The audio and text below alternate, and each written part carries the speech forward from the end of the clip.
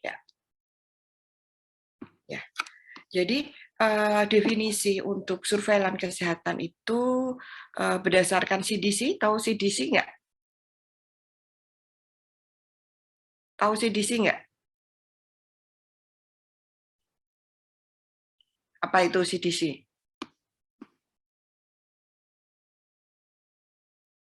Apa CDC?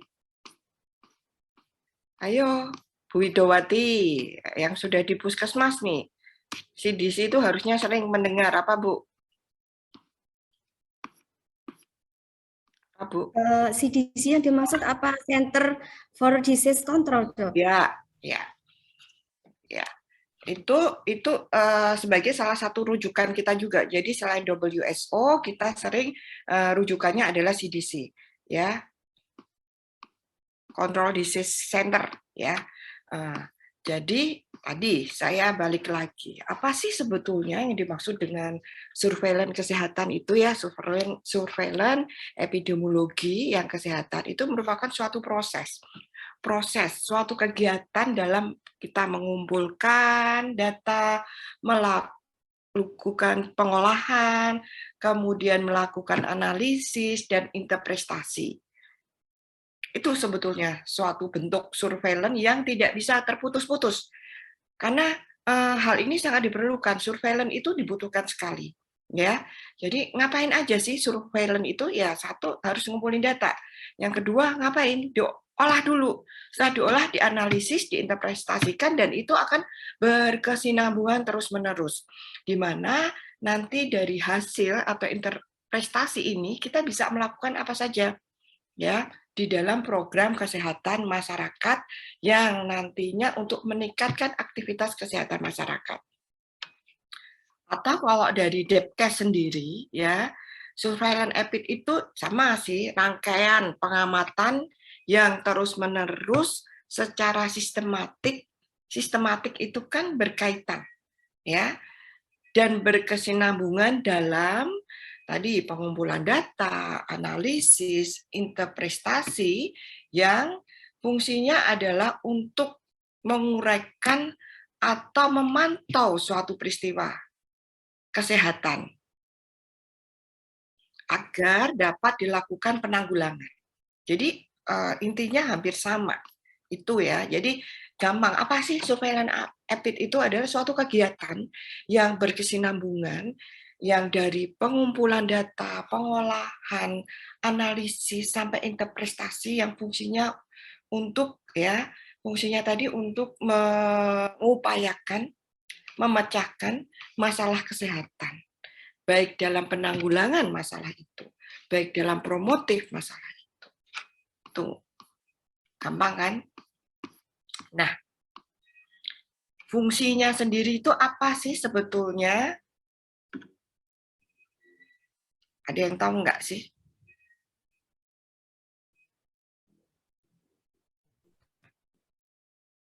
Jadi fungsi surveillance EPID itu merupakan bagian dari fungsi dari epidemiologi. Ya, epidemiologi itu, fungsi utama epidemiologi itu surveillance kesehatan, investigasi lapangan, studi analitik, evaluasi, kemudian membuat hubungan antar data, record linkage, dan pengembangan kebijakan. Itu beberapa manfaat dari epidemiologi. Jadi surveillance itu ada di dalam fungsi epidemiologi. Nah, surveillance itu merupakan langkah awal dalam intervensi kesehatan. Betul kan? Surveillance itu langkah awal untuk intervensi kesehatan. Yang tadi dikatakan, apa toh surveillance itu? Kan gitu. Surveillance itu suatu kegiatan sistematik proses dari pengumpulan, pengolahan, analisis, interpretasi yang fungsinya tadi. Nah, bisa juga dikatakan ini suatu batu loncatan dalam kegiatan masyarakat. Ya, jadi langkah intervensi, langkah awal untuk intervensi itu kita menggunakan apa? Menggunakan surveillance. Kemudian setelah surveillance kita apa? Identifikasi. Setelah identifikasi faktor risiko kita mau apa? Evaluasi intervensi. Setelah itu kita mau apa? Implementasi. ketika kita ada di surveillance, ada beberapa pertanyaan di sana yang harus kita munculkan. What's the problem? Di survei tadi, di survei kegiatan surveillance, kita kan akhirnya bisa tahu apa sih permasalahannya, ya kan? Baru kita menuju ke identifikasi. Dari permasalahan itu, faktor risikonya itu apa? Atau dengan kata lain, what's the cause? Ya kan? Karena itu adalah langkah kita untuk intervensi. Setelah itu baru kita mengevaluasi dari intervensi dari surveillance tadi. Bekerja nggak ini intervensinya? Kemudian lanjut ke implementasinya. Ya, itu adalah beberapa pendekatan untuk intervensi. Salah satunya adalah tadi surveillance. Jadi batu loncatan itu, surveillance itu batu loncatan untuk kita bisa intervensi.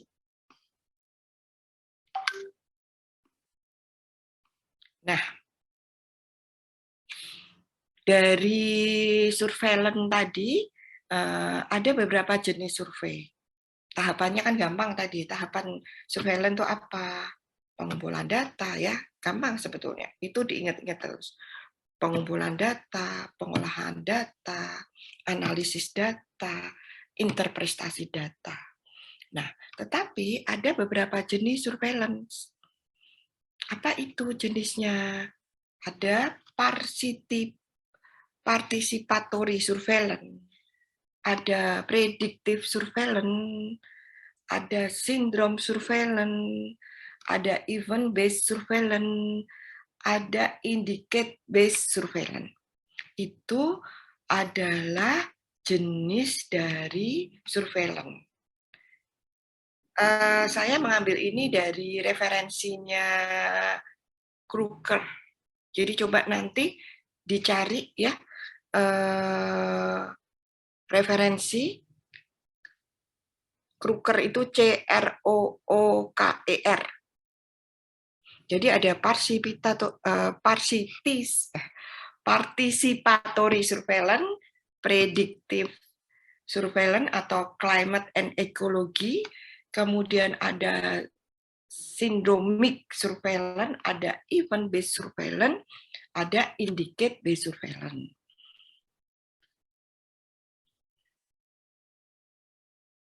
Nah, itu tadi jenisnya.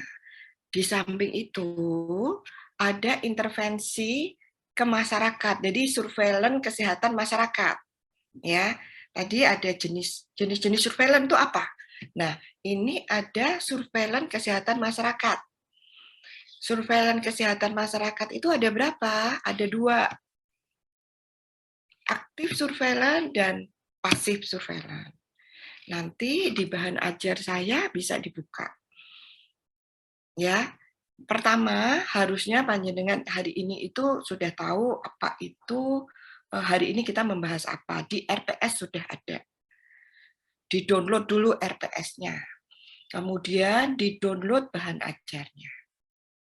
Nah, dari 2, aktif surveillance dan pasif surveillance. Ini untuk intervensi surveillance kesehatan masyarakat. Apa sih yang dimaksud dengan aktif surveillance ini? Nah, inilah yang tadi petugas kesehatan yang mengumpulkan data. Jadi nanti panjenengannya ada di kesehatan ini bisa menjadi aktif surveillance karena ketika ada suatu kejadian apapun itu bisa kita survei.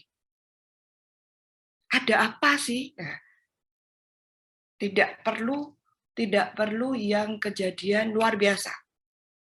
Semua jenis kejadian itu bisa kita lakukan survei dengan tahapan-tahapan tadi. Ya. Dan yang harus diingat, tahap-tahapan ini itu sebetulnya tahapan-tahapan yang kita lakukan juga nanti ketika kita penelitian. Kalau panjenengan di surveillance epic ini jelas gitu ya, ketika penelitian nanti prosesnya gampang. Oh iya, collect data. Oh iya, pengolahan data. Oh iya, analisis data. Oh iya, interpretasi data. Oh iya hasilnya. Nulis wis sudah jadi apa? Sudah jadi di tesis nantinya, kan gitu. Ya. Nah, satu lagi mungkin kan panjenengan sudah mulai sudah mempunyai pandangan untuk tesis kan? Sudah ya? Ini semester 2 ya? Iya, dokter. Ya. Saya harap toh sudah mengumpulkan judul-judul untuk tesis belum? Sudah belum? Ayo. Insya Allah ada bayangan. Oke, yang lainnya saya pengen aktif loh, saya nggak pengen kita diskusi di sini. Jadi ini mahasiswa ada 6 mahasiswa, saya pengennya saling berbicara gitu ya, jangan hanya dari saya aja, jangan harus saya panggil gitu loh. Nanti kalau nggak aktif malah saya kasih pertanyaan terus. Kalau nggak bisa akan saya tambah tugas. Jadi mau pilih mana? Saya yang bertanya atau aktif untuk menjawab atau aktif untuk saling berinteraksi. Ya. Sudah ada bayangan untuk penelitian belum? Oh, penelitian belum sih, Dok. Paling cuma Oke. baru judulnya aja. Oke, sekarang nanti karena berkaitan dengan tugas ini harapannya adalah salah satu bagian dari bagian dari nanti mau penelitiannya. Saya pengennya seperti itu, ya. Kalau nanti sudah ada ya saya akan mengikuti proyeknya. Mau ngapain gitu. Ya, gitu ya. Terus itu tadi jelas ya. Jadi kalau yang aktif itu adalah kita. Petugas kesehatan ini mengolek data, mencari data. Ada kejadian apa di masyarakat, ada kejadian apa di komunitas. Ingat ya, epidemiologi itu kita belajar mengenai publik, bukan individual. Ya, publik. Jadi epidemos logos, logi itu adalah ilmu. Ilmu. Jadi demos itu adalah publik. Ya, jadi harus tahu gitu. Nah, apa itu yang dimaksud dengan pasif surveillance atau surveillance pasif? Jadi karena kita ngomongnya pasif ya kita hanya menerima laporan aja. Laporan suatu penyakit secara reguler dari pelayanan kesehatan. Bagaimana kasusnya, ada berapa insiden, ada apa prevalen. Prevalen itu pasti arahannya tadi, kita kan pasti mengumpulkan data. Contoh kasus TB. TB berapa sih jumlah TB? Kan pasti survei dulu. Koleksi data dulu, ya kan? Berapa insidennya, berapa prevalensi, berapa angka kematian. Nah, pasif ini yang kita menerima laporan aja. Ya. Nah, ada beberapa lingkup surveillance. Penyakit menular dan penyakit tidak menular. Ya, nanti kita kan ngomong masalah penyakit menular dan tidak menular di penyakit menular tidak menular setelah ini ya, berkaitan masalahnya. Jadi kita harus tahu dulu apa itu penyakit menular dan apa itu penyakit yang tidak menular. Penyakit menular itu banyak banget ya. Penyakit menular itu banyak banget, penyakit yang dapat dicegah dengan imunisasi. Penyakit demam berdarah, penyakit malaria, penyakit zoonosis, filariasis, tuberkulosis, diare, kusta, HIV, ya, penyakit menular seksual, pneumonia, itu adalah penyakit-penyakit menular. Penyakit yang tidak menular itu apa saja? Penyakit-penyakit yang degeneratif.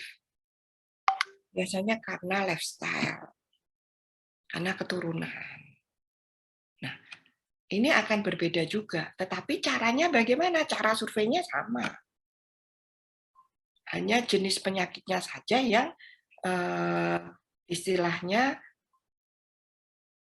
cost-nya berbeda. Perbedaannya nanti di mana? Perbedaannya ketika nanti intervensi, ya kan? Cost-nya jelas berbeda. Perbedaannya nanti ketika setelah mengumpulkan data, pengolahan data, analisis data, interpretasi, ya kan? Kita kembali lagi tadi yang tahapan-tahapan untuk intervensi tadi yang berdasarkan CDC tadi. Setelah surveillance, what's the problem? Identifikasinya kan faktor risikonya apa. Nah, untuk tahu faktor risiko tadi, proses surveillance ini kan harus tahu dulu interpretasi datanya seperti apa. Jadi kita bisa tahu ini faktor risikonya karena apa, kan gitu. Ya. Itu kemudian nah, tahapan pengumpulan data. Nah, ini pertama tadi kan di awal tadi ya. Di awal tadi saya sudah memberikan suatu gambaran. Saya minta nanti panjenengan masing-masing sudah membayangkan di minggu depan kita diskusi. Kasusnya apa yang mau kita survei? Berkaitan, saya lebih senang berkaitan dengan nanti ada hubungannya dengan penelitiannya. Ya, berkaitan dengan penelitian. Nah, untuk sampai ke sana, jadi PR-nya nanti ada 2 ya. PR-nya adalah sudah tahu dulu kira-kira penelitian saya tentang apa. Ya, satu itu. Yang kedua, PR-nya adalah tolong membuat dengan PowerPoint ya, steps. Jadi langkah-langkah di dalam kegiatan surveillance. Contoh, pengumpulan data kita mau apa saja, diambil dari data apa saja. Pengolahan data itu seperti apa? Analisis data itu seperti apa? Ya. Kemudian interpretasi ya, interpretasi mah kita ngelihat dari analisisnya. Jadi nanti di kegiatan untuk apa namanya minggu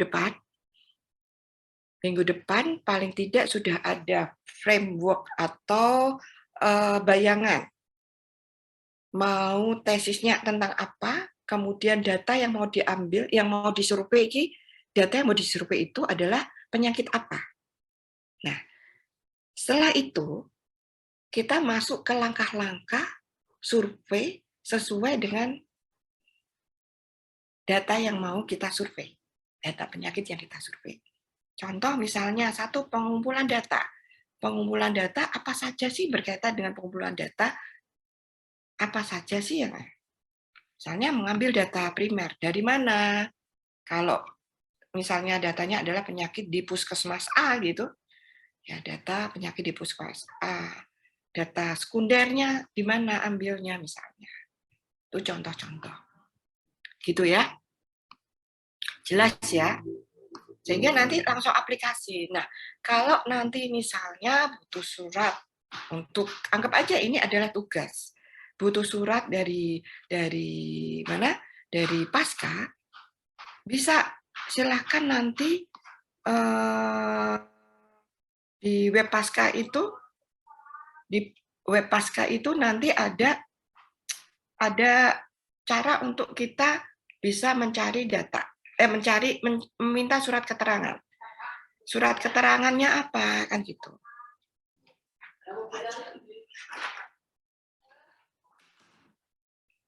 Surat keterangannya misalnya untuk studi lapangan kayak gitu nggak apa-apa ya. Jadi minta di web nanti secara online bisa. Gitu ya. Itu mungkin untuk yang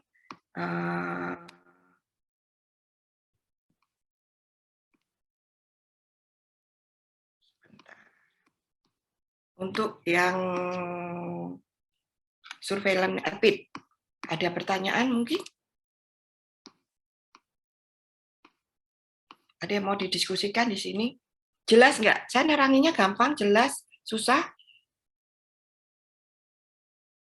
Memang saya nggak pakai PowerPoint dulu gitu, karena masih di awal. Jadi bisa nangkep poin-poin apa saja. Ada yang mau didiskusikan?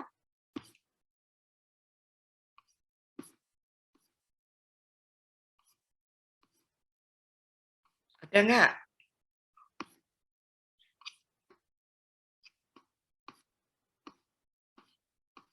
Ada, menengah B. Oke loh. Iya, Ini dokter. kemarin saya itu sama dosen-dosen. Mahasiswa S2 itu kenapa kok diem semua ya? Itu. Ayolah, kita diskusi, anggap aja kita kayak belajar kelompok. Ya. Gimana, Bu Widowati? Untuk surveillance epidemiologi untuk di puskesmas itu kami kan sudah melaksanakan beberapa ya dokter, seperti penyakit yang menular itu kan ada HIV. Nah, HIV kemudian ada PE, penyelidikan epidemiologi yang untuk demam berdarah. Nah, ini nanti hasil outputnya bisa diterbitkan sebagai seperti apa buletin survei gitu, bisa enggak dokter Bisa hasilnya juga kalau itu interpretasi? bermanfaat, bisa nggak masalah.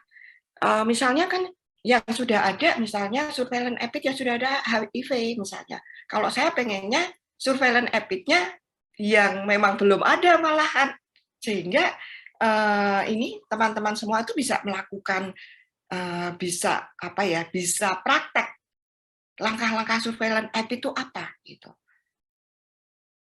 Jadi kita mulai dari awal, anggap aja nih belum ada hasil, kita belum tahu. Nah, masing-masing itu kan mempunyai tadi yang saya berkaitan dengan penyakit apa, berkaitan dengan kondisi apa saat ini. Misalnya pun sampai belum ada, jalan belum kebayang nih nanti mau penelitian apa. Oke deh, kita melihat dasarnya adalah ada apa sih di masing-masing puskesmas itu, penyakit yang tertinggi misalnya, baik itu menular atau tidak menular. Yuk kita cari, yuk kita survei. Karena nanti fungsinya dari surveillance tadi kan fungsinya untuk intervensi. Ya kan? Jadi langkah surveillance itu suatu langkah awal untuk kita melakukan intervensi. Dari survei ini setelah kita tahu hasilnya, interpretasinya, ya kan? Kan kita bisa mencari faktor penyebabnya. Ada apa ini? Jelas nggak? Jadi nanti sampai interpretasi dulu. Jadi collect data dulu, lihat dulu di awal. Misalnya di suatu puskesmas atau suatu daerah, saat itu misalnya apa sih penyakit yang tinggi? Gitu. Mari kita cari data. Untuk mencari data seperti apa? Apakah hanya data penyakit aja? Kan gitu. Nah ini nanti yang mari kita cari bareng-bareng. Bagaimana sih kita untuk mencari informasi data itu di minggu depan? Nah, tadi step-stepnya apa? Apakah kita bisa mencari form sendiri, mencari data sendiri, membuat apa namanya, membuat form untuk collect data itu sendiri, kan kayak gitu. Makanya ini tugasnya sekarang harus membaca lagi langkah-langkah, aturan-aturan untuk melakukan surveillance epic ketika kita koleksi data, ketika kita mengumpulkan data, ketika kita mau mengolah data. Kalau udah mengolah data kan gampang pakai analisis, tapi bagaimana kita mengumpulkan data itu suatu teknik, ya macam-macam. Nanti di masing-masing harus ada besok minggu depan di presentasinya harus ada referensinya. Oh, pakai ini. Oh, bebas. Kita bisa misalnya penyakit HIV. Berarti apa saja sih yang perlu kita tanyakan atau yang perlu kita cari untuk collect data. Kan gitu. Ya. Terus referensinya dari mana aja. Nggak apa-apa, nanti di sana diskusi, nggak usah takut salah. Jadi masing-masing besok kita udah siap. Ya, Mbak Nova, Mbak Novia. Novia? Novia?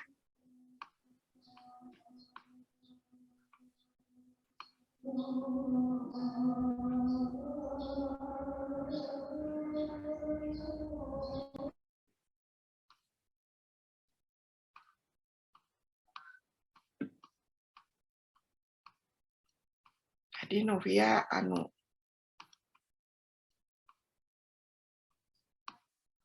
gitu ya, jelas ya. Jadi pokoknya kalian mudengnya apa, belajarnya seperti apa, besok kita diskusi bareng-bareng. Jadi kita kayak belajar kelompok gitu. Step-stepnya seperti apa, gitu ya. Oke, sekarang saya lanjut. Ada yang mau didiskusikan lagi? Mau menang bareng sesok. Saya sebetulnya pengen aktif, banyak diskusi gitu loh. Ini yang muda-muda iki Nabila, Emi, Melinda.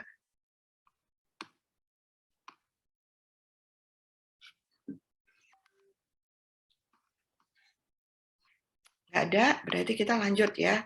Saya lanjut aja ke penyakit communicable disease dan non-communicable disease ya. Epidemiologi penyakit menular dan tidak menular. Betul kan? Betul nggak? Udah buka RPS-nya belum? Tak tes saiki wis. Ya, benar, Dok. Oke. Iya, dokter. Ya. Sekarang pertemuan pertama kita ngapain? RPS-nya apa?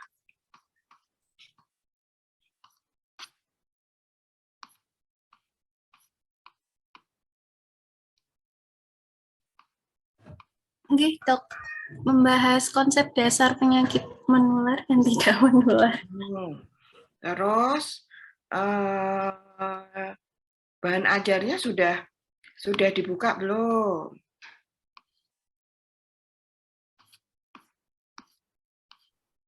Kalau kemarin saya buka belum bisa saya download, dokter. Belum. Kalau hari ini yang untuk bahan ajarnya, yang BA-nya itu. Nah, kenapa kok belum bisa ya? Di awal berarti kita bicara penyakit menular dulu ya. Definisi dulu. Oke. Nah, ini adalah sebetulnya konsep sehat dan sakit. Ya. Untuk kita ngomong epidemiologi tadi ya, kita bicara masalah publik, masalah distribusi penyakit yang fungsinya nanti untuk preventif promotif kebijakan itu EPID. Supaya kita nanti bisa melakukan ya hasil interpretasi, pasti kita tadi surveillance EPID tadi. Kegiatan surveillance EPID ini dasarnya penting karena collect data, olah data, analisis data, interpretasi. Nah, banyak penyakit di sini ya, disease. Sekarang saya tanya nih, gimana sih konsep suatu penyakit itu? Kenapa kok bisa jadi sakit itu? Kenapa sih?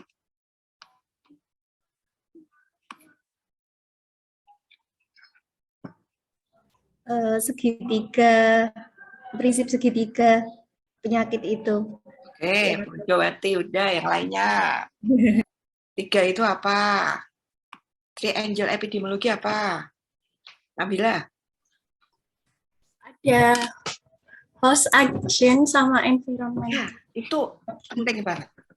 Jadi kalau di otak kita sudah berpikir host, agent, environment, 3 ini pasti jadi sesuatu. Ada host, ada agent, ada environment. Untuk mutusnya gimana ya? Mau diputus yang mana? Ya kan? Jadi biar nggak jadi penyakit, kan gitu. Itu gampang gitu.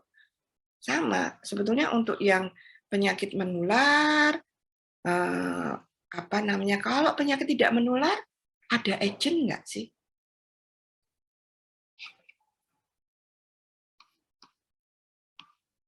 Kalau penyakit tidak menular, ada agentnya nggak?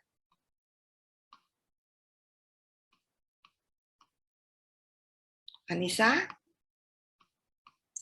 Tetap Saya ada, kira. dokter. Hah? Gimana? Ada nggak, dokter? Kayaknya tetap ada sih.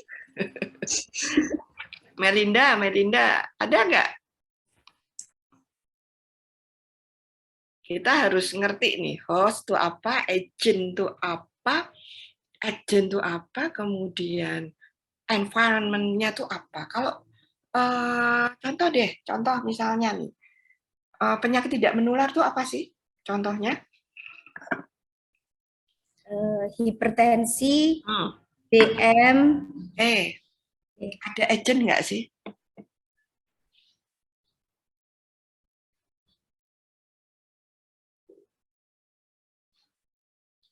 Ya, ini menarik nih.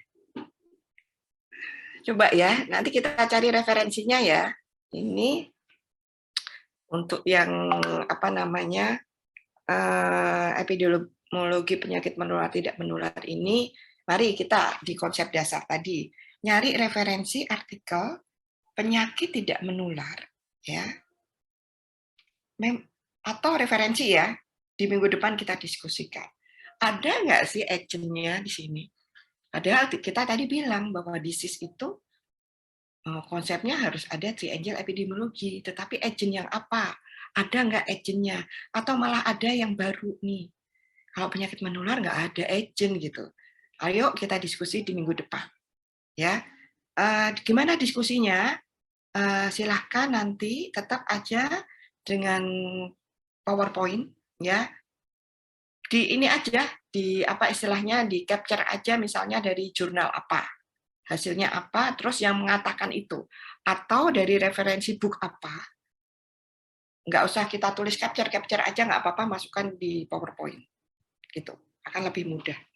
Supaya kalian membaca, yang dibaca di capture, ditampilkan di PowerPoint. Ini loh, ternyata penyakit tidak menular itu kejadian seperti ini, referensinya dari ABCDE. Gitu ya.